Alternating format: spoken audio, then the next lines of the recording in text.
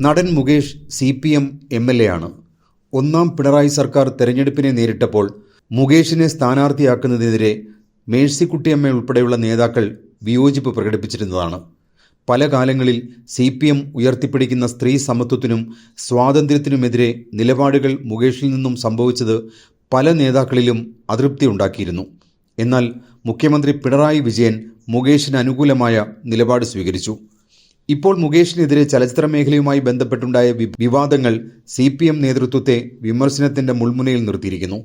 പ്രതിപക്ഷത്തുള്ള ചില നേതാക്കൾക്കെതിരെയും സ്ത്രീകളുമായി ബന്ധപ്പെട്ട ആരോപണങ്ങൾ നിലനിൽക്കുന്നുണ്ട്.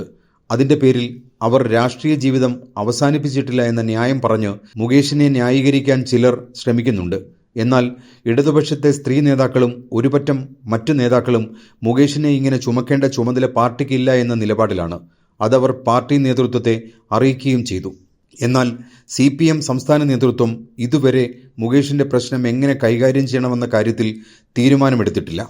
എത്രയും പെട്ടെന്ന് മുകേഷിനെതിരെ ഉയർന്നു വന്നിട്ടുള്ള ആരോപണത്തിന്റെ പശ്ചാത്തലത്തിൽ അയാളെ MLA സ്ഥാനം ഉൾപ്പെടെയുള്ള ഉത്തരവാദിത്വമുള്ള മേഖലയിൽ നിന്ന് ഒഴിവാക്കണമെന്നാണ് യഥാർത്ഥ ഇടതുപക്ഷ രാഷ്ട്രീയം സംരക്ഷിക്കണമെന്ന് ആഗ്രഹിക്കുന്നവർ ആവശ്യപ്പെടുന്നത്.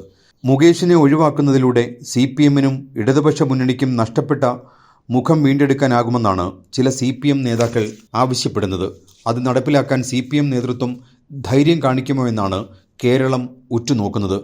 മുകേഷിന് ഇടതുപക്ഷ രാഷ്ട്രീയത്തിന്റെ യാതൊരു പൈതൃകവും അവകാശപ്പെടാനില്ലെന്നും അങ്ങനെ അവകാശപ്പെടുന്നത് ചില സൗകര്യങ്ങൾ സ്വന്തമാക്കി വയ്ക്കാനാണെന്നും CPMലെ സ്ത്രീ നേതാക്കൾ വ്യക്തമാക്കുന്നു. ഈ പശ്ചാത്തലത്തിൽ മുകേഷിനെതിരെ കൃത്യമായ നിലപാടുകൾ സ്വീകരിക്കാൻ CPM നേതൃത്വം ധൈര്യം കാണിക്കുമോ എന്നാണ് കേരളം ഉറ്റുനോക്കുന്നത്.